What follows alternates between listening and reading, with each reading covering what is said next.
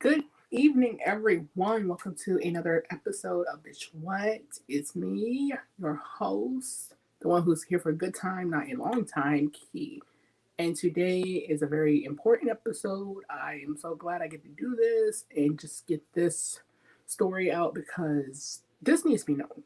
I've been talking about it all week, and it's time. So I'm gonna bring in my host, Jonita.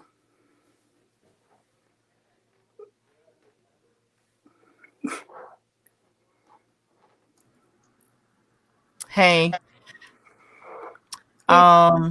yeah, cool to be here.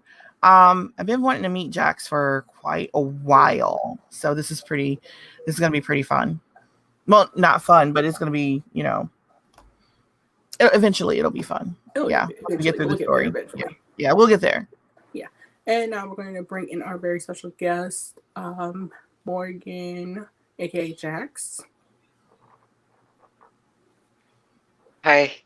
It's nice to, like I said before, it's nice to finally meet you guys. We've talked a bit before, but face to face is nice. Thank you. Like I said, thank you for sitting down and talking with us. First Yeah, off, how are you? How are you? First off. I'm terrified. My heart's pounding. I'm I like understand. fully like I've got a stress ball. I'm just trying to hang out. I understand. Is it a Justice League stress ball?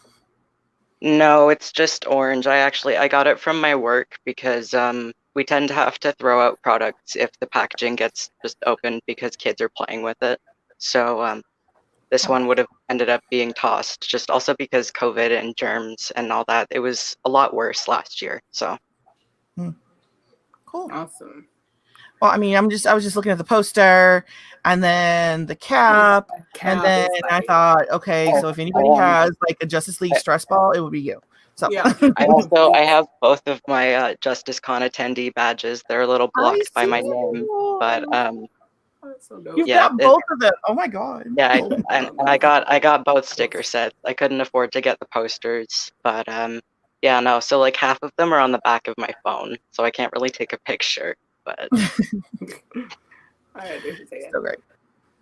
Okay, so well, let's just get into it. I believe.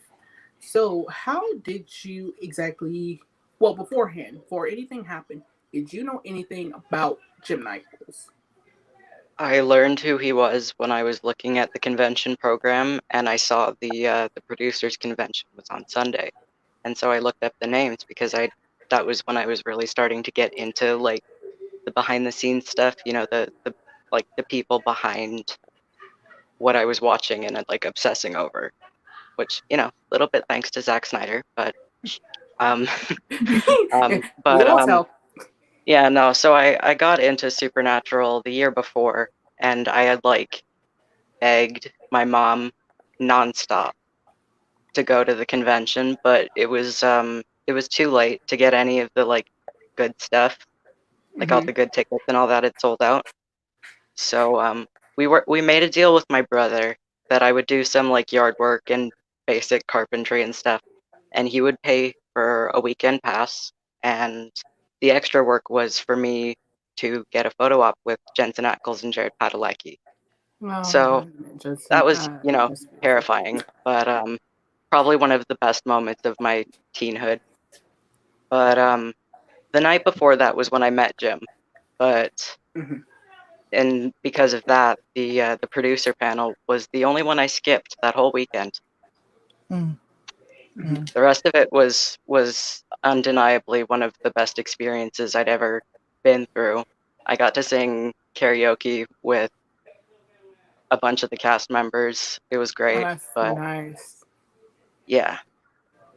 But what actually the reason that I even ended up in that situation was strangely enough because I think it was Misha Collins' like 40th birthday or something coming up right around the convention date. And so a bunch of fans were like, "Hey, he does this like random acts charity thing for Misha's birthday, just do a random act of kindness." And so this I met this girl named Debbie when we were all getting our ticket stubs, and she gave me her gold pass for the weekend. I had gotten a silver pass for my brother. and she gave me her gold because someone had given her a gold VIP. Which the reason that's important that I had the gold pass is that on the Saturday evening when I met Jim, I my gold pass allowed me access to the after party after it was they called it the Saturday evening cabaret. And then there was an after party, which, you know, open bar for the adults and hanging out with the cast members. I asked Matt Cohen for a piggyback ride, and I didn't think he would say yes, and I don't think Oh, his handler liked that he said yes. So that was fun. oh, that's nice. But I was 15, and that it was getting pretty late, right? Like the cabaret itself wrapped like 11:30 maybe. It was late, and then the after party started. It wrapped up around like 1 o'clock. So I was waiting like within view of the hotel that the convention was hosted at. That was the last year they did hotels because by that point it had gotten too big. But so I was waiting just outside the hotel for my mom because she was going to be there in like 10 minutes maybe tops. And I saw a car pull up and a guy got out, and I had looked up the producers, right, when I first got the convention program. And I was like, oh, hey, that's one of the guys. I can probably just go say hello. Bad idea. Very, very bad idea. Mm, mm. Yeah. So, sorry, what? well, I was just gonna say, so what happened after that? Well, I went to say hello, and it didn't take long before I realized that he was maybe not like drunk, but he'd definitely been drinking.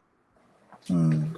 And I don't remember a lot of what we actually ended up talking about, but at one point it came up that my birthday was coming up in October. I was going to be 16 years old, and I think then just as like something that I thought it was kind of fun is that my mom's birthday is the day before mine, and she was going to be 50. And I remember him saying, "I'm going to be 52." And for a long time, I thought he was saying like 5'2", 52. Mm-hmm. But I realized literally a few months ago that he was saying that he was also going to be 50, which, I mean, either way, the age gap a lot. That I'm establishing that. But there's one other thing I want to clarify is that up until 2017, I believed I was a girl. So I'm just making very clear like what this interaction and what I guess what my accusation is, which is, Mm-hmm. you know, I identified as a girl, I looked like a girl and acted like a girl, etc. But and so I'm not sure how we segued from my age and my birthday and whatever to what happened next, but I know that he reached out, and I thought that was kind of weird, but I didn't have time to react to it. He Right. reached Right. out No, I and definitely understand that. and he like grabbed my face, right? Right. And before I could step back or flinch or do anything, he kissed me, Oh wow. like Oh full wow. on aggressively kissed me. Jeez. And then when he pulled back, he said, "I've never kissed a 16-year-old before." And I remember Oh thinking, wait. Oh, I just said I was 50. hang on. Hang. Hold. Oh my goodness. Okay, hold on. I got to take my glasses off. He's said that he never kissed a 16-year-old. Yeah. Okay, and you know that. On top of the fact that like I had just said I was 15. It was Right. still, my birthday was a few months away still, so like on paper, legally, Oh. I was 15. Oh my. Oh my God. Wow. And That. I don't remember how I got out of that situation, but I said something about how my mom would probably be there soon, and I think I made an excuse that I was getting cold, and Mm-hmm. I went back inside, and he, I guess, went to wherever he was staying in the hotel. Mm-hmm. And I went to hang out inside, and I thought maybe I could run into Matt Cohen again or Osric Chow. They were probably super tired and already went to bed. But Right. yeah, no, when I went back inside, it was just the cleanup crew. And I was like, you know what, that's good enough. I'm gonna just hang out here until my mom gets here. Right. And I remember when she got there, I was still trying to process what exactly happened. Right. And so I just I played it off as just, oh, he was kind of, I think he was drunk. He was kind of being flirty with me or whatever.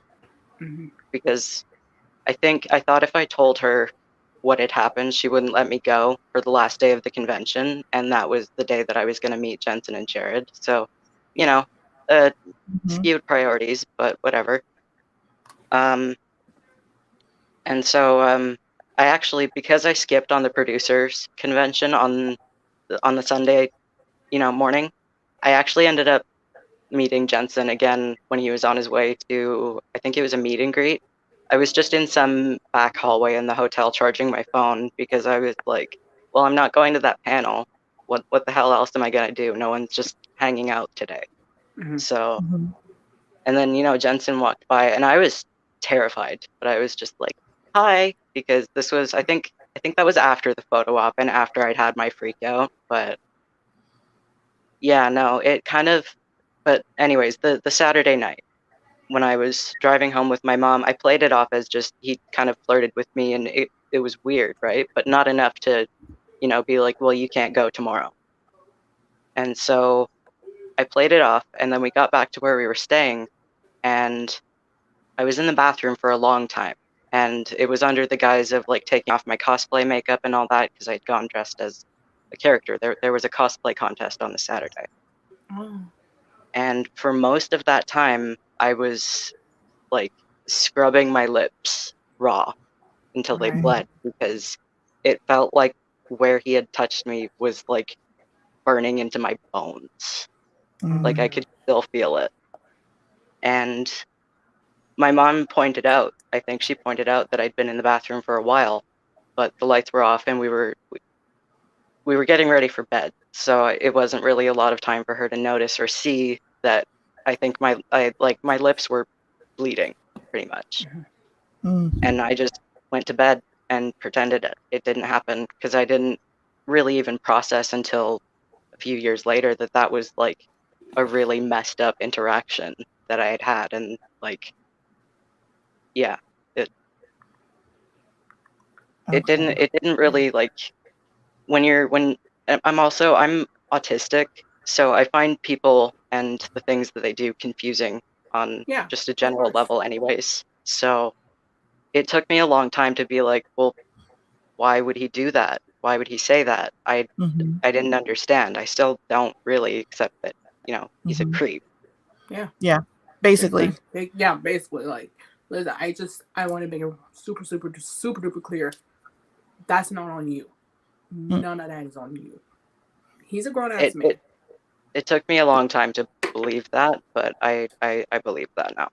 Yeah, I just, I definitely want to make sure that is known. Like, this is a grown ass man. He knew how old you were. You told him that. Mhm. So for the fact Mhm. that he not only gave you the wrong age, but still did that regardless of the matter, just shows that he's a He creep. didn't care. He didn't He care. didn't Yeah. care. He really didn't care.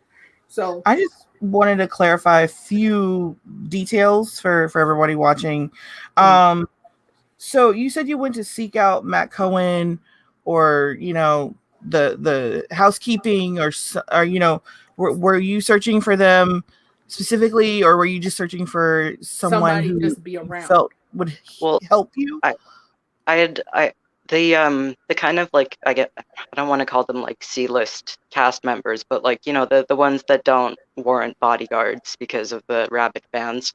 I had kind of been hanging out with some of them in the Mm-hmm. off times and like in the convention room that everything Hmm. was like the autograph booths and all that. And we Right. honestly just kind of hung out. So I think in my head, I thought that maybe I would just, have a conversation with one of them and just kill some time. But I was probably like, I want to be around someone I feel safer around. Mm-hmm. That's probably what I was subconsciously thinking, anyways. Right. But like I That just said, they were probably tired. No, but it was good that you subconsciously were looking for somebody safe, and that you still felt the others that you felt on the cast were safe. I'm making this distinction because people are like trying to plaster. I saw a few articles trying to plaster some of the people outside of Jim with some of the fault with some of the other accusations, and this needs to sit squarely on this Jim. one man. This and one not guy. anybody or everybody else. Oh, it's nobody else. Yeah. I want to clarify. So this all was going on in 2017? 2014. It was at VanCon 2014. Oh, goodness. Okay. Wow. No, that was my first convention, and the only one that I really paid for any exclusive extra stuff for. Mm-hmm. I mean, JusticeCon kind of counts, I guess, but... Yeah. So, I want to ask, was this the only incident that, that you had with Jim? That was the only time I interacted with him. I don't know if my pass extended to like autograph sessions with the producers. I don't know if they were doing signings at all, but if there were, I didn't go to them. I avoided him because I didn't fully understand the interaction, and but I knew that it was not good that he was a fully grown, older middle-aged man kissing a teenager. Yeah. I think I knew that, but I didn't really process how deeply inappropriate it was. So I was just no, I'm gonna just avoid that guy. Right. And oftentimes it happens with a lot of, younger people that are, meeting celebrities and meeting their favorites. They don't think, they don't immediately go to, hey, this is right. They just think, oh, they see me as mature enough to be around and hang around, and I'm cool. That's their mind frame at the moment. They don't think about nothing like that until later on down the road. It's like, hold on, that wasn't right. Why did that happen? Okay, so with that said, who did you tell about it? First off, what made you want to speak about what happened? Well, the first time that I did, it was just on my Tumblr. I only had I think it 600 followers at most at the time. And I was kind of so this kind of happened, and I don't know if people are gonna believe me, but I mean, this is something that happened that I never talked about that was at that convention. And it got a lot more attention on Tumblr than I thought it would, which I appreciated that, but it never really got anywhere, which, part of that is probably just because it's Tumblr. And the other part of that is because that was when it was the CW, which is Warner. Right. But the thing that made me speak out this time, and I guess it got traction, but the thing that really had me oh hell no, was that I saw he was going to be producer for season 3 of The Boys, which he still is, unfortunately. But I've only ever seen the first season, and I was like, well, that's pretty cool. I'm probably gonna like season 2, and then I saw that news and was like, well, what the hell? Right. So then and now that I'm an adult and I've had a lot more time to process the consequences of the interaction and what that's done to me, I guess, and influenced my behavior with other people. I don't know, but I've had a lot of time to think back on things like that, and with what my understanding now being yeah, no, that was super wrong. And so, and the fact that season 1 of The Boys has, or was it? Yeah, it was season 1 that has an entire thing about the Me Too movement, right? Right. That's so. I specifically called that out at one point because someone else reminded me, and I was like, well, yeah, you guys can't have a predator working with your cast and crew and then do that. That just doesn't work. It doesn't. No, that's definitely completely true. Because I remember seeing a little bit of traction about him being, they were trying to get him fired from it. Yeah, I saw that there And were some petitions launched, but I that part of it, I'm just kind of petitions don't really do much. Online yeah, petitions don't, they really but don't. like, That's the most seeing it there, seeing it there was kind of it, not quite closure, but it's like, well, hey, someone wants to actually do something about it. That's cool. mhm, Not that it's not gonna do much, but right. So when you told when you finally spoke out more and the traction started growing and growing, did anybody from the company reach out to you to try and clarify anything, or did they send anyone to talk to you about this? Because I would think like a they major issue like this, one way or another, they would try to have somebody. well, they definitely sent a few burners after me. Oh, It's just a few quick blocks, but I think you talked about something about that with your Twitter Spaces, that a lot of those corporations have like people who work burner accounts and all mm-hmm. that. But yeah, so I got hit with a few of those and a few other like kind of burner accounts, but they were actual people behind them who were like they seemed like they wanted some more information about it for like there was one, I don't remember his name, but he seemed like he was actually, gonna help and it was gonna, you know, see that it got the attention of the right people, right? Right.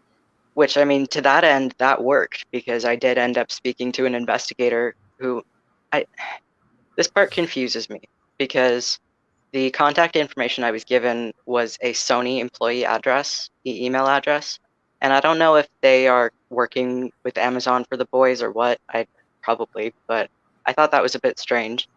But we spoke, and the investigator told me like that they were taking this matter very seriously because they had Mm-hmm. underage cast and crew members.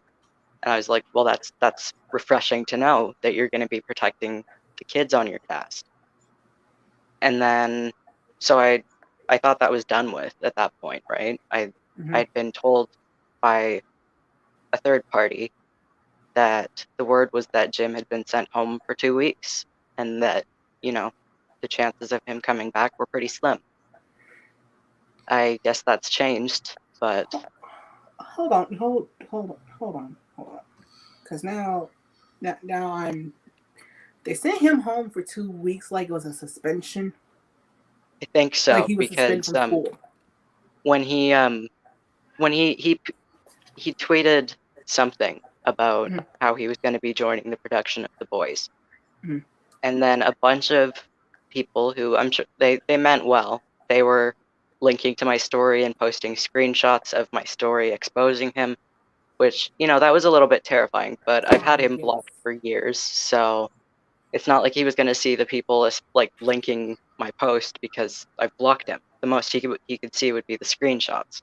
Mm-hmm. Which after that he went total radio silent for a while, which was pretty satisfying. I'm not gonna lie, Yeah, of because course. the only stuff that he was retweeting stuff, and the only original things he wrote were like, if I were to try and out him on that post, I would look like the asshole. It was talking about like Meals on Wheels or some guy's memorial service, that kind of thing.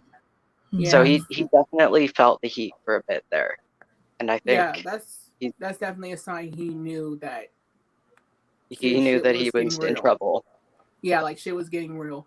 Because for some reason, I don't know what it is with a bunch of people, like people when they do problematic stuff, they always do the Good Samaritan or they talk about God or what have you. I'm like, no, you still did this, so you're still gonna have to hear about that. But Yeah. so Can I? next, oh, Oh, go oh, ahead. I just wanted to butt in. Right here, Sony Pictures Television. They're one of the production companies for the show, so they're Mm. probably the show that's like right there, hands on with the, producing it, and that's probably why the Sony email.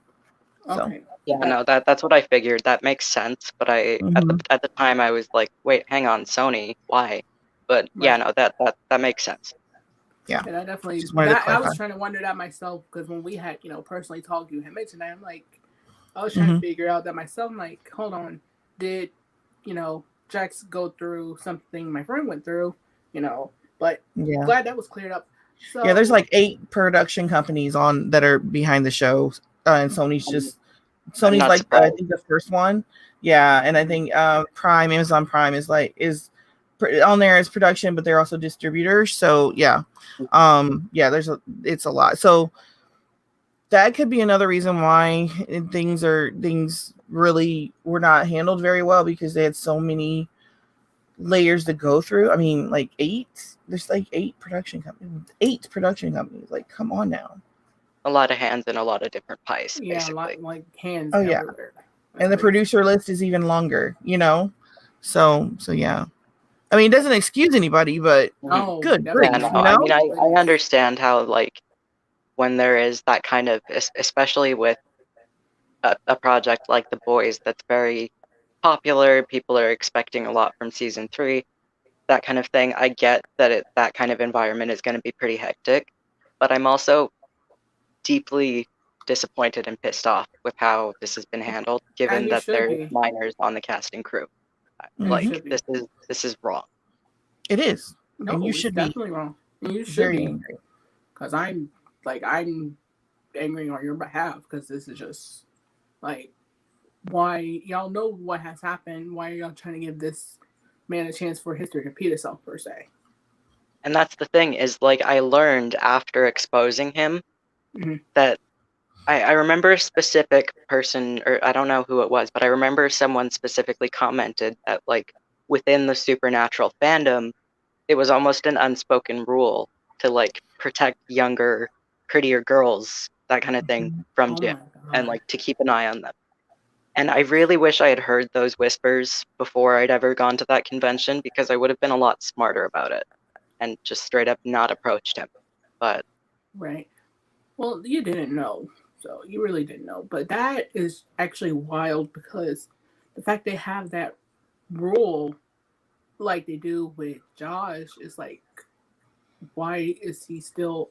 So why are y'all still hiring him for all this stuff? If y'all, if there's this unwritten I mean, this law, was when he was working on the CW, though. This was Supernatural was a CW production. So that on that end, I'm not especially surprised that nothing was ever done.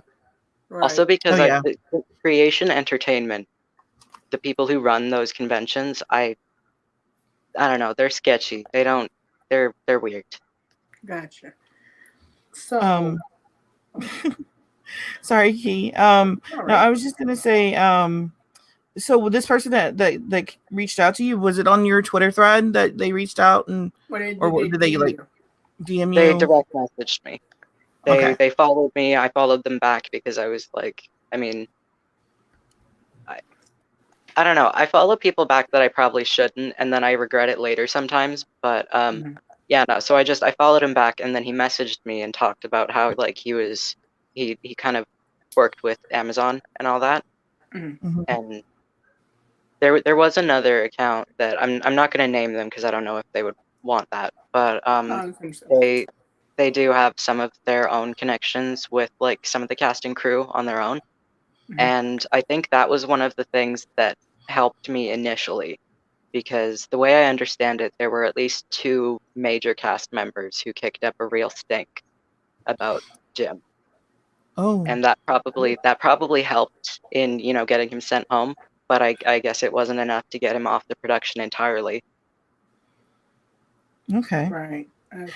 And just to clarify, this Michelle Trachtenberg said that there was a rule when she was on Buffy that Joss Whedon was not allowed to be alone with her. Yeah. She said that recently. I wouldn't be surprised if there was some kind of implementation on the set for The Boys, but I still don't want him to be there at all. No, I mean, right. Yeah, no, even if it is some kind of law like that, he still shouldn't be nowhere near it. Because here's the thing: if he didn't care when he did it before, what's gonna make him care about some stupid little clause? Yeah, no. And that's the thing, is, like, publicly he can probably follow that to the letter, right? But who's to say that he would privately? Exactly. Outside of work, what would stop him? Nothing. Another young girl standing waiting for her parents to pick her up will be prey, again. Exactly. Who's to stop him from approaching her, just like you were, you know, standing out there and waiting, you know, for your parents, minding your own business, and next thing you know, you that know, happened. Speaking of parents, when this happened, did you know? Eventually, like, was it months pass when you decided to talk to your parents about what had happened, or did they, you know, was it recently that you talked to them about it? I mean, my dad and I aren't really on speaking terms. We haven't been for a while, Oh, so I don't know okay, what he does and doesn't know. But okay. with my mom, there was a lot of other stuff going on in the intervening years. We were in Europe for a bit. Mm-hmm. Very stressful because I have an anxiety disorder and I was unmedicated, so Okay. that was fun. But so there was just a lot of personal upheaval that honestly the whole thing with Jim fell to the wayside for years. Okay. Um, and I know that I've talked with my mom about it since then, and I remember her like she told me several times, like several different stories, even growing up when I probably shouldn't have been hearing them, about things that had happened to her when she was a kid that were, Goodness. not appropriate. And Uh-huh. so she had kind of grown up, cautioning me about those things. And so when we did end up talking about it, I think she asked why I thought she wouldn't believe me, knowing that. Mm. And I don't even remember what my answer was, but like now that I've had more years to think about it, it's because I didn't want to not go for the last day of the convention, right? Right.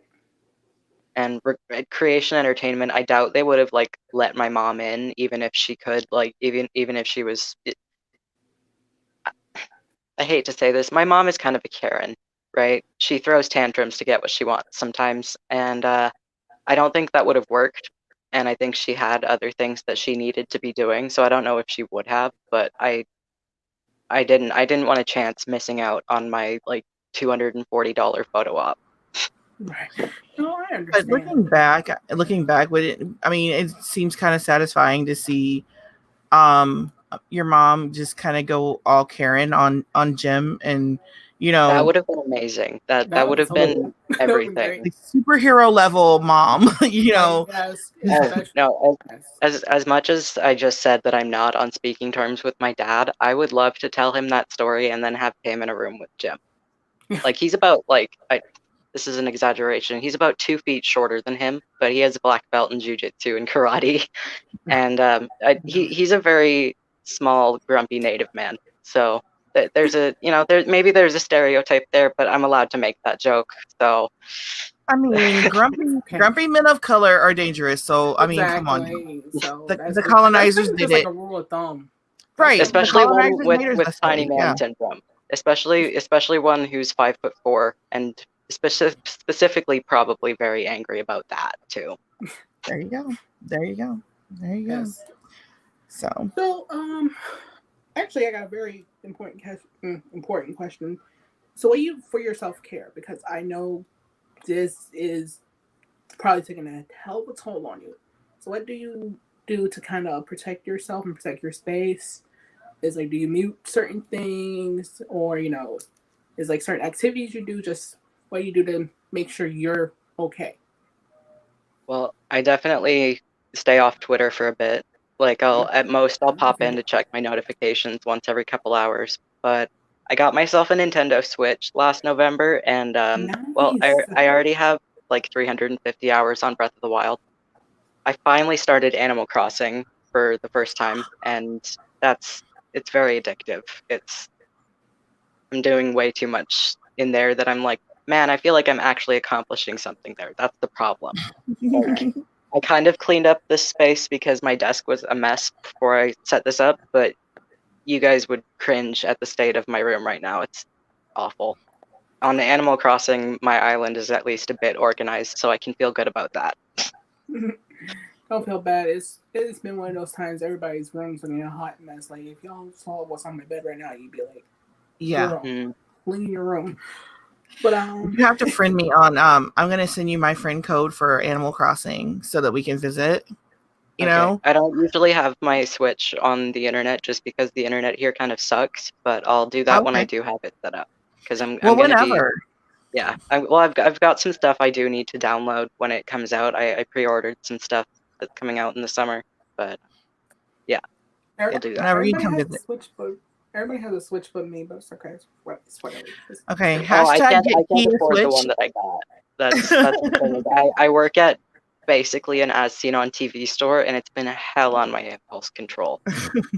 Like, not even with stuff in the store, as much as I do take advantage of my employee discount, it's just in my everyday life. I'm like, oh, well, I can probably afford that, right? Which I actually can a little bit now because minimum wage went up, but still, I don't think if I was working anywhere else, I don't think I would have put over $1,000 into gaming console, because the system itself is a lot of money, and then the games themselves are also a lot of money. So even Yeah. like digital, you don't have to even buy the stupid cartridge. So You really those don't. probably help a bit. That's But what's getting me. Yep. yeah, it's. I know the struggle. I And know the struggle. they keep on remaking my favorite games. Like, I spent way too much money on the Twilight Princess remake for the Wii U because I had the GameCube and the Wii version, and I had to have the full collection. But I got my Wii U when I was in Europe, and the Wii U is region locked, so I had to get my game from Europe. And I'm in Canada now. So wow. that I think I spent about $100 getting Twilight Princess HD, which, I mean, as a like Zelda nerd, I've got a Triforce tattoo here. As a full-on Zelda nerd, it was worth it, but like as an adult, I kind of cringe at spending $100 on anything that's just for entertainment. Like, I did. No, Better get that Twitch account and start monetizing. Oh, I'm working off a laptop right now. That's the thing is that, well, this is on my phone because my phone has the better camera, but yeah, no, my most current technology is this phone from 2019. Everything else, like the phone I had before this one was an iPhone 4S. Wow. Oh, you had to get yours updated. Yeah, no, my brother, he actually got this phone for himself, but then he realized that a lot of the fancy crap that was like the big selling points for it, he wasn't going to be using it because he is super paranoid. So he wasn't going to be using the thumbprint scanner or the facial recognition or the screen recording, any of that fun stuff that I'm like, oh, hey, that's kind of cool. Like, he wasn't going to be using any of that. So he kept his phone and gave me this one, which I feel a lot of different things about because this is probably a very expensive phone, and he just gave it to me. But also, it's on a tripod right now. Like, it's a very rickety setup. You probably noticed I'm a little wobbly. It's fine. You're loud and clear. That's what counts. Yeah, no, it's this. I've had this gaming headset for a while, and I got it because of the microphone. Because I had an iPhone 4S before this, so the mic wasn't good. But they've held up better than any of my other headphones, which is a shocker because I've had them for like 2 or 3 years now. But so I want to ask you this: if there is anybody out there that has had an experience, like experience to what you have had, what words would you want to tell them in case they have been terrified and wanted to speak out but didn't think, just like you didn't think anybody would believe what happened? Is there anything you would like to just tell them? I would just say, whether you do it tomorrow or 2 years from now, whenever you do it, someone out there will listen and they will believe you. Yes. It's going to be terrifying. Even like signing on to here, I've calmed down a lot since we started, but that was still like that was the first time I've ever, I think, spoken fully about what happened. Every other time I've talked about it, it's been like a Cliff Note summary. But whenever you find your voice, someone will be there to listen. That's what I would say. That's spoken words right there. That's what you just don't. Somebody will listen. Lord have mercy. This has been eye opening. I'm just still in shock about some of the stuff. Really, I was like, Just honestly, I say this about anybody who comes out. You are so brave. You really truly are. Just to be able to come out and say, "Hey, this happened. He doesn't need to be around these younger people." That's just brave on its own. And I know sometimes you'll probably think, "Well, will it make an impact?" It will. Trust me, it will. I will. Yeah, no, I have gotten a few, like just a small handful of pretty heartfelt messages from folks who did either have experiences with Jim specifically or just with other people like him. My And goodness. regardless of the outcome of this, as much as I personally want him far away from that entire set, and like I don't think he should be in Hollywood at all, but that's not my call. Amen to that. As much as that would please me, it's inconsequential when compared to like the impact that this will have ideally on other people who've gone through this or Yes. anything like it. And that's what truly counts. So I pretty much got everything. Joe? I just want to say I think it's again I echo Key and how brave you are for doing this and standing up and speaking your truth, even though it's terrifying and it's not a place where anybody wants to go back to. So I'm sure this is like very uncomfortable for you, but coming forward and saying what you need to say just in case it helps someone else out there. That's incredibly brave.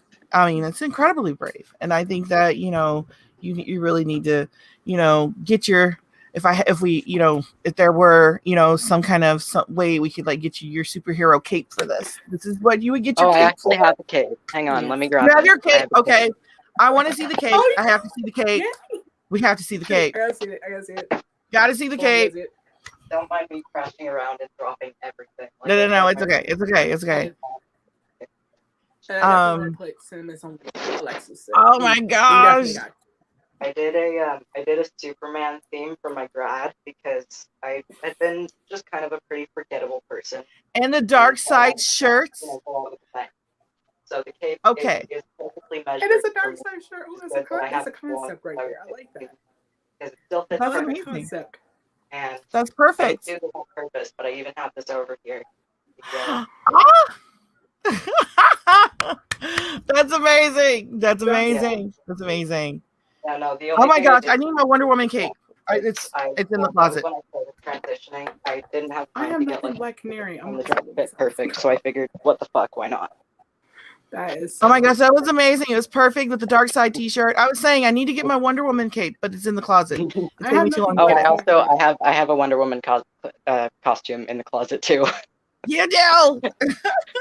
You want me to grab that one? It's the shiny, Wonder Woman 84 variant. The only one the Halloween store had left in stock of the like BVS darker one was a small, and I'm not. But here, I'll grab it. Okay, if we're sharing capes, I'm gonna go get my blue one. I have nothing Black Canary. I'm very sad. Yeah, I'm gonna turn my camera off because you guys do not need to see my office mess. But I'll be back just a second. Key, talk to us. When I was actually living as a girl, but like, with this, I feel pretty cute, right? That yes, you have the commoners and like that. I mean, I know that we don't super love her right now for pretty good reason, but Gal Gadot actually quote tweeted me when I posted a picture of me in the costume. Oh my gosh, you did for real? It was during the Wonder Woman 1984 watch party, and I cried, y'all. Like, oh my gosh. Wait. I'll clean that properly after because I need to clean my room anyways.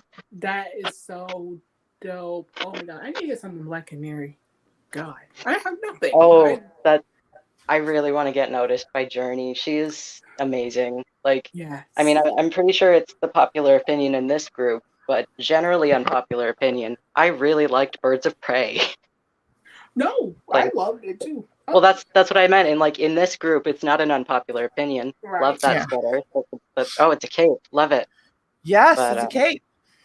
In general, my- it seems like an unpopular opinion, but Birds of Prey was really good. Fucking fight me. It really was. Oh my gosh, It- I would fight with you alongside you. Yes. Yeah, this is yeah, my no, that Halloween was costume last year. I mean, nice.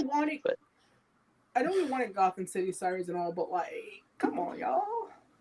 I So good. between if it was a choice between that and the Suicide Squad not sequel, honestly, I would much rather Gotham City Sirens.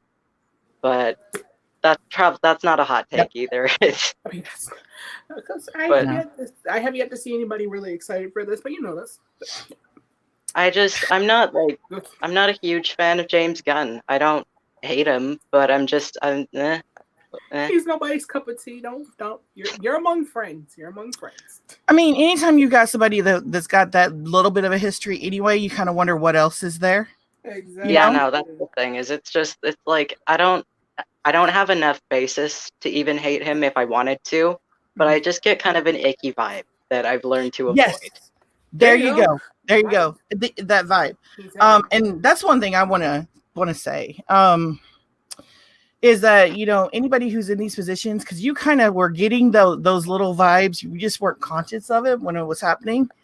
Yeah, no, the only tell that I consciously registered was that I was like, oh, he's been drinking. That's probably not a good sign, because it was late, and you know, I have my own history with drunk men, so. But your body was like, okay, we need to go find somebody safe. Who was that guy you were talking to earlier? Matt Cohen. Yeah. Well, no, I'm talking about your brain. Your brain is like, okay, we need to find the guy you were talking to. Yeah.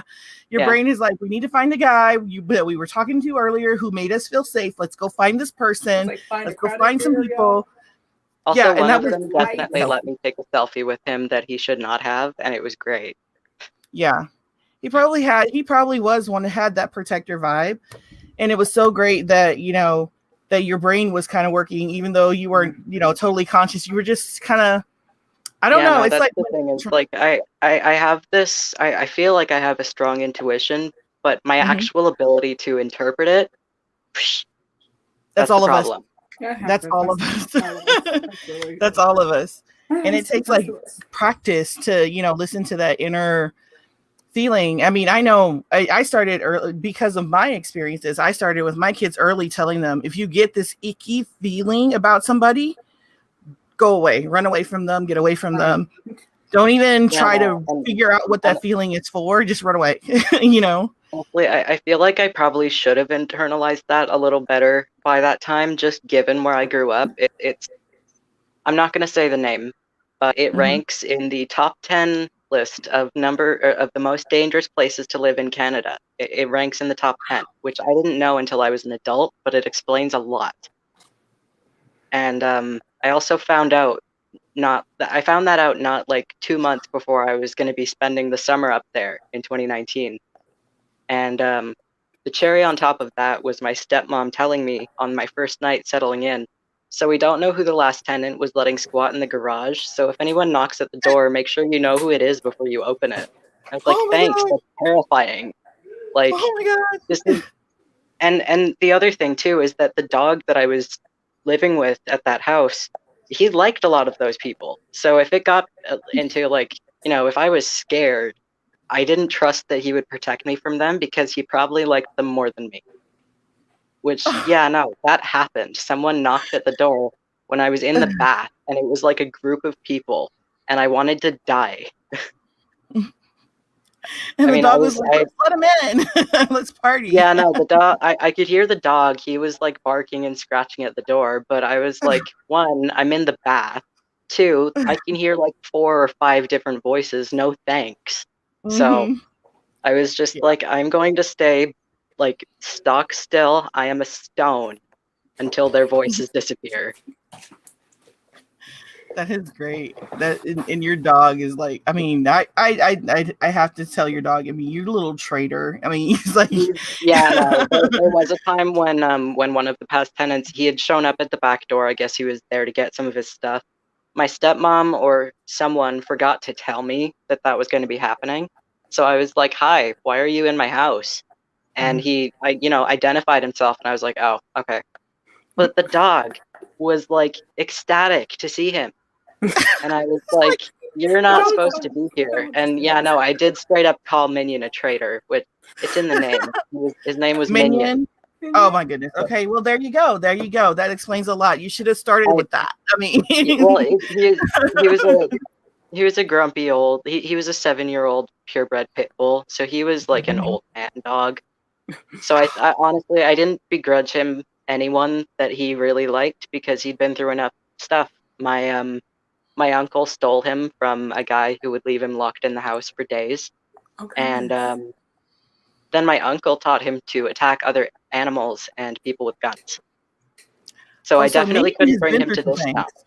Minion has been through a lot. He actually used to have a different name that my uncle changed because he was straight up traumatized by his old name, which was Titan. Minion has a story. He has a tragic backstory, but like when we actually, got used to each other, he was just a cuddly little grumpy fluff ball, pretty much. Okay. Like he would curl up on the bed and he would whine at the door if I tried to close him out of my room because he wanted to cuddle with me. So like he was a big dumb blockhead sweetheart, but like I didn't trust him to protect me, and I had to get one of my stepmom's friends to bring him for walks because the first time I tried, he saw a pigeon across the street and almost dislocated my shoulder trying to go after it. Like full on tried to drag me on the ground behind him until I was like, stop. You don't trust pigeons. You don't trust them birds, man. Don't trust them birds. I don't know if it was a pigeon or like, oh wait, no, it was the neighbor's dog. I had crossed the street trying to avoid the dog because I knew my stepmom had warned me that he didn't react well with other dogs, especially. So I crossed the street to avoid it, but then the dog started barking and was like, hey, you're across the street, hey. And then my dog noticed and like lunged. Thank God there was a fence between them because despite, all the pit bull stereotypes, this dog was like, I mean, he was skinny and underfed, but he was still like pure muscle. So like it wouldn't have gone good for neighbor dog. Yeah. So it was good that there was a fence between them. But no, that was the thing, is like, especially the fact that this dog had been taught to kill. So I was like, I really, really don't want to walk this dog. I don't want that to happen again because I might like die. But I mean, it's good he's there. And so Minion's not a traitor. Minion's just jaded. He's like, okay, that's a lot. Yes, there's a dope dealer coming through the house, but I've seen people with their heads ripped off. I mean, what is the big deal? Oh, probably. He's probably like, I've seen worse. He's like, I've seen worse. You're gonna be okay. Okay, you're gonna be okay, Jax. You'll survive this. I've seen worse. We're cool. I'll support you from over here. Right. Over here. Right. That is so great. I can see a whole comic based on Minion and his background. Like, okay, don't trust the dog across the street, but some random people coming to our house may be a party waiting to happen. You never know. If I knew where to start, I could turn so many things into just the best novels. Not even like quality wise, but just like, man, that was such a weird story. I loved it. I could do so much of that if I had the like mental wherewithal to actually keep track of my stories. I've been still writing a story that I started in grade 8, and I started rewriting it for the 5th time in 2019 that summer. And I still laugh at one of the first chapters I uploaded that said, I'm going to try for a weekly upload schedule this weekend, or not this weekend, this summer. No, didn't happen. Do not feel bad, because I can definitely tell you here at Multiversity, every single one of us got a project that we should be working on, but we're not. So there you go. We have a writer's group that hasn't met yet. I got a drawing tablet a few years back, and I remember I had started a piece of art for back when we still thought Justice League was Justice League. They were doing some kind of like art competition or something. It was USA specific, so I couldn't participate, but I wanted to make a drawing anyways. And then I went back to it when I rediscovered my drawing tablet and was like, hey, this is crap. I can do better now. I've set up the little like posable dummies where I want everyone to be and like trace the outlines. Well, not traced, but I've done the outlines for where I want them to, stand and pose and all that. Mm-hmm. That's the only thing I've worked on it for the last year since I started, was just the line work and the little I don't know what to call them, the little placeholders, I guess. Setting up the placeholder. Yeah. It's not ripe yet. Okay, when the story ripens in your mind, this is what I tell myself when I procrastinate. When the story ripens in my mind, I will come back to it. Well, it's honestly, it's I tell myself.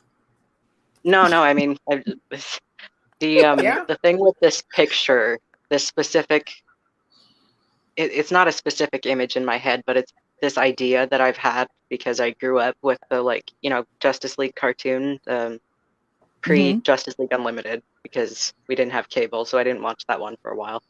But like that classic Justice League cartoon. Mm-hmm. And I remember just like this might have been the one time that my mom tried to get me to go to therapy when I was a kid after my parents divorced, but I remember someone asking me why, or to try and explain what it felt like, what those characters meant to me. And so it's always been this thought in my head of like this person in the middle who's like, they're scared and alone, but then all around them is the Justice League, protecting them. So I came up with a few different ideas for that, and I wanted to include Green Lantern and Martian Manhunter even before they were confirmed for the Snyder Cut. And then I really, really wanted to actually like draw that and hopefully even get Zach's attention on Vero for once. And then I just never got around to it because my laptop doesn't cooperate as well with the software for my tablet, so it's just a major pain in the ass. It's a lot of stuff that I'm like, okay, I'll shelve that until I have a computer that can do it. Like streaming. I tried to be a YouTuber when I was a teenager, and nope, didn't work because I was working from a laptop. It wasn't time. You weren't ripe yet. Yeah, no, I cannot imagine how some folks, they got their start when they were teenagers, like Smosh. Ian and Anthony, the founders, they were in high school, I think, when they first made Smosh. Yeah. But I'm just like, man, I would have been the cringiest kid if I had actually tried to launch a YouTube channel when I was 15. Same. Because the only thing that I could run and record on my laptop was a Game Boy emulator. So I would be, doing the nostalgia train for a generation before mine. Because mine was like, the GameCube and all that. Yes. Which the emulator on that could run, but not well. Definitely not well recording. So you'll get there. Yeah, you'll get there. Like I said, I'm not giving up on it. I'm just shelving it until I can afford a computer. There you go. It wasn't until my late 30s that I got into this. So, then started getting on camera doing something. And It wasn't until last year I even thought I would be doing podcasting. And then this year I would be on a stinking camera. So, I mean, hey, everything. It's honestly something I've wanted to do for a very long time. Like, I started watching Smosh specifically in grade 7. And like Markiplier I found around that same time. PewDiePie, unfortunately, but all that the gaming and the Let's Players, right? So I basically grew up steeped in that, and I always wanted to be a part of it. I love the rage quits. I always wanted to recreate those, and hindsight, I think I am recreating it being on Multiversity, so there you go. Hey, Smosh, they're still doing their best. Smosh is still doing their best. Sorry, I saw a comment pop up. But yeah, no, I mean, back in the day, like the Zelda rap and that kind of thing, they were one of the first channels to really blow up doing that kind of sketch comedy and like weird covers and that kind of thing. They were. But, yeah, no, it's kind of a guilty pleasure thing for me that I still like unironically enjoy the the try not to laugh and stuff, and the them yelling at each other over board games and like destroying their friendships. Because that was like a closure thing for me when I was in Europe, because all my friends were in the other side of the world. so I couldn't really talk to them a lot. But I had an internet connection and Smosh games, and especially Smosh games, but they were all just like this. It felt like a family. It felt like I was kind of being invited to be a part of someone else's family for just a little bit. Sorry, I kind of babbled there. Oh, No, you're fine. thank you. Thank Hey, you, Meg. Love you. Yeah, that's Yes, we love Meg that's here. actually And Anthony. Anthony. Yeah, he's actually one of our play cousins. Nice. Well, thank you for coming on and telling opening up with us and sharing your story here. I mean, it's massively important, especially with con season coming up. The cons opening up. Yeah, I mean, with things reopening and the possibility of him being around, or just if people being exposed to anyone like him. Yeah. Because they're there, and I think a lot of people are like, he's definitely not the first or the worst of them. And right. He's not the only one with way too much access to minors. That's the messed up part. Yeah, and cons become like feeding grounds. I remember, I know every year you see people talking about, the other fans, and the fear from them. But I think the fear is from some of these, people that are, like you said, it's a power dynamic that don't have security. To be careful about the people who want to abuse that dynamic, because there are people out there who it becomes a power trip, and they get that rush of like, this person will listen to me because I'm involved in this thing. I have an edge on them. And I mean, that probably is a bit jaded of me to think, but that's the thing, is that there are people who think that.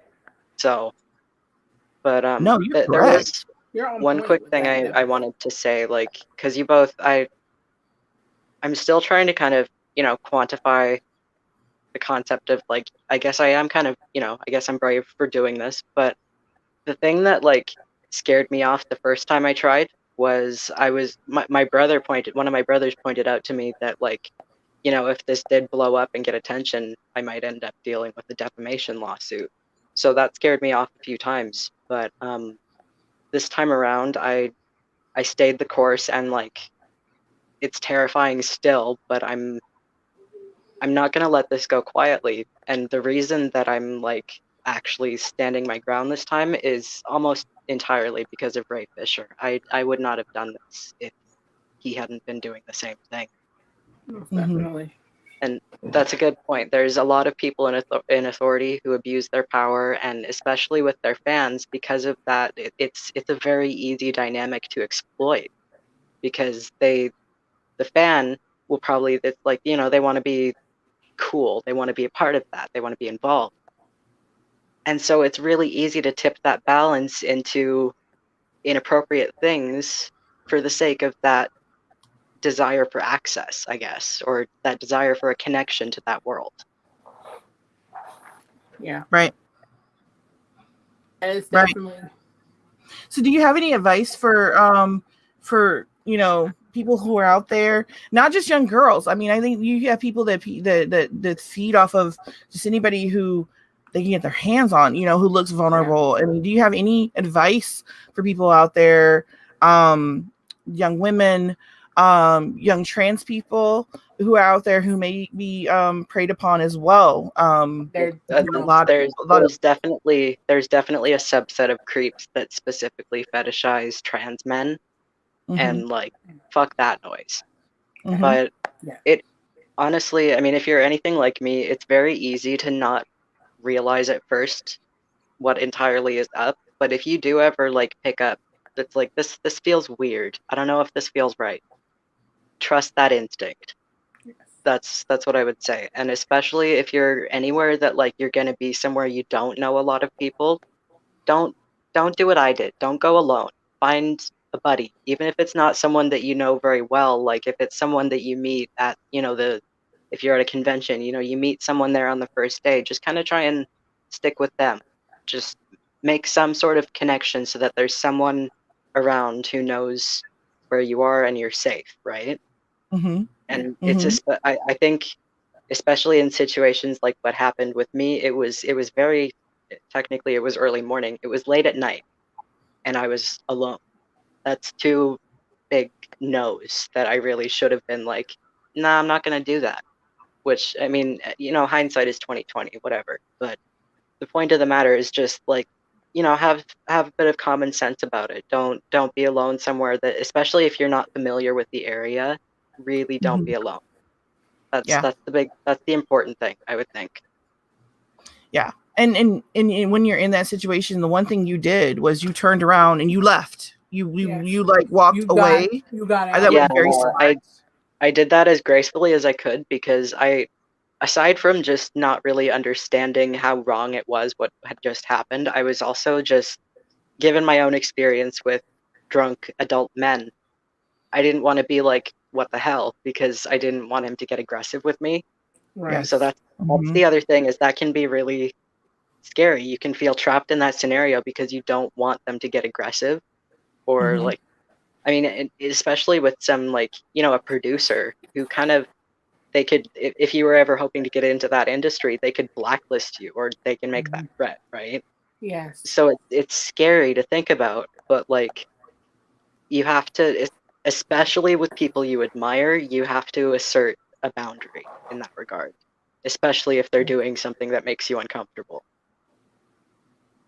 And if that means either like verbally asserting that boundary or physically creating a boundary and like getting away from them, you have to assert your boundaries, as scary as that can be. Especially like I said, I had an anxiety disorder that I was unmedicated for.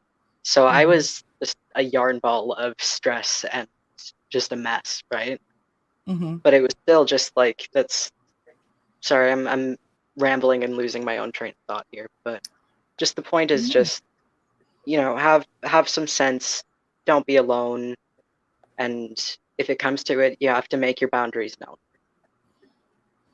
Good. Definitely make your boundaries known. That's true words. Wow, this has been this has been a lot. Yeah, it has been, but I think it's done a lot of good for a lot of people. I hope so. Yes. Yeah. I hope this, I hope this brings awareness and, kind of encourages anybody out there that has been through this with, with this man to speak out. So hopefully he can finally get out of the vicinity and these innocent younger people can be protected. Yeah. Or if it just prevents someone else from getting in that situation, Yeah, no, that's what I was saying. Is like, even if on the off chance that someone ends up in that situation, they'll be like, well, okay, I need to exercise some caution here, or extra caution, as the case may be. Right. Yeah. Or I've heard about you. I've heard about him. No, we're not going near this man. Yeah, so no, just even that awareness is good, I think. So yeah, so you fulfilled. I mean, you are a hero. You are a hero. Your bravery is doing so much right now. So yeah, so thanks for coming on with us. It's been really, really great. Really, really great. Thank you again for having me. Honestly, I've been I wasn't thinking of a way to ask, but I was just like, that would be cool if I could do that. That would be cool. So yay! I got to be on Muldiversity. Yay! And I'm thinking now we may need to do like a con safety type of show and have you back on talking about, some of the things that people can do, because I'm thinking now all the stories you hear around con season, we've not had cons in about a year. So you're going to have probably new people going for the first time. Exactly. So just experiencing this. We're going to have to, would you mind coming back for, possibly next month for a con safety type of show where we talk about it? I'd be happy to do that. Awesome. There you go. Book it. Let's go. So awesome. Got that. Jotting that down now. Yes. This has been a great. You'll have to text me or message me, because I've had 4 concussions. I don't remember jack shit. Oh, ADHD here, and I'm over. Yeah, no, that's the thing is, I am autistic, I have ADHD, and I've had 4 concussions. It's not a good mix. Team Shiny all the way. There we go. Yeah. I was I was gonna study engineering with my brother in Alberta. I'm really glad I didn't do that because I really can't do complex math now. But I you can't know, I'm even do happy. basic I'm math. happy being an English major. I'm happy writing my silly little fan fictions because I've been reading since I was 3. So it kind of feels on brand. So Yeah. Awesome. And English majors are awesome people. English majors are Exactly. amazing people. English majors are. I'm just saying. So If you would see all the notes she would put on my articles, I don't know. I guess. Well, this has been an amazing hour and 10 minutes. Wow. Wow. Yeah, no, Yeah. that passed quick. So let's go ahead and wrap this up. Thanks Key, again for having me. Yeah. It's fun. Yes. Sorry. Where can people find you? Do you mind people finding you on social media? It's just I don't mind at all. It's actually just the name that I have. Where is it? This site over here. right there. Yeah. M&M Jack. Yeah. Yeah. Just M&M Jacks. It used to be longer and more complicated, and I Mhm. can't change my Twitch name, so it's still that longer one. But yeah, no, I figured because Jax kind of just became one of my nicknames. I was like, okay, sure, just keep it short and sweet. It's cool. It's a cool nickname. Yeah. It is. But So yeah, no, yeah. I think that's also my Tumblr URL, but I don't really use it anymore. I'm mostly just on Twitter when I use social media and Vero, but I don't. Yeah, no, that's a different thing. Vero's Yeah. different. Yeah. So you got further questions for Jax. You want to give Jax a message about, how you feel about today, because you've got a lot of great messages in the chat. If you support. Yeah, so you want to show Jax some support. There's the handle right there, M&M Jax. I want you to remember that one right there too. Yeah. Take your place among the brave ones. Yes. So you can find me, Jonita L. Davis, all over social media. And Key. You can find me at Key_Lavon at Twitter, Instagram, Vero, everywhere else. As you know, always here Multiversity Wednesdays. And you can catch me Friday or Saturday on Bih Wut with my co-hosts Avia and Alexis, who have been supporting me in the background. I really appreciate this because this was nerve-wracking to say the least, but I got through it. I didn't You did throw well. up. I didn't throw You up. both did well. You both did well. Yeah, no, you both this was did well. terrifying. I've settled a lot from the start, but when we started, I was full on like shaking. Yeah, like You did well. So we Thank got you. through it together. That's what counts. And Held each other up. Yeah. hopefully this is just the first time. You'll start speaking more and getting your voice out there, because this is a message that so many people need to hear. So, the more you can speak out. Once I have the means, I'm also, like I said, I'm gonna try and do some stuff on like YouTube and Twitch once that's an option that I can actually choose, right? So, Awesome. maybe one day you guys will see me on there playing fucking Among Us or wait. something. I can't wait. Yes.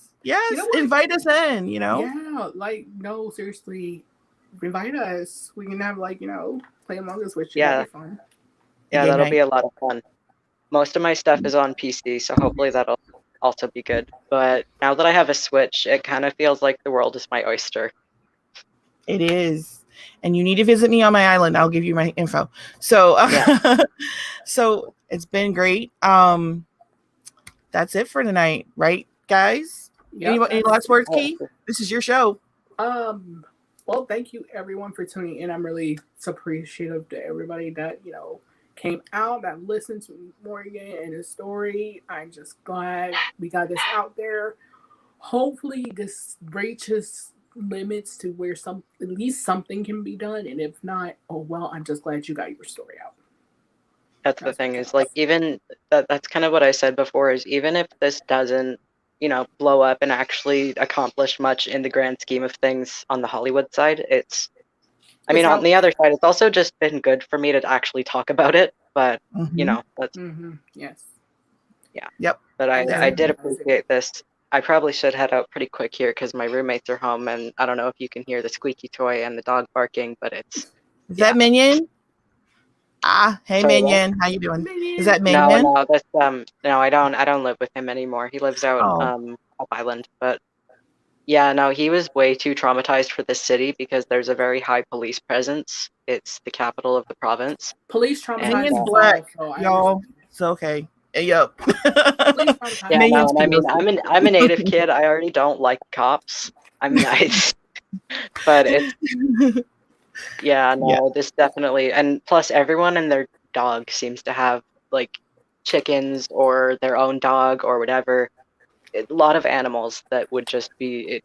That was the scary thing with him is when something set him off, you could just see his eyes glaze over. It was just like, oh fuck. like, Okay, I'm gonna need more Minion stories on Twitter. And I definitely. will be Oh on there yeah, for no, I'll let you know, and I'll tell you about my cat too, definitely, because definitely. Minion adopted a kitten before I ever moved in there. He adopted a kitten, and 3 days before I came back here for my next semester of college, she died. Okay. Aw. Yeah, no, that's a lot, and it was really sad. Yeah. Okay. Okay. Yeah, I need Next to talk time. about this. Until Yeah, next time. Next Next time. time. We're gonna have to say Because goodnight, that everybody. one, We'll let yeah, you go. yeah. Thanks again, you Yeah. guys. Have a Thanks. good night. Good night, everybody. Good night. Good night. Night.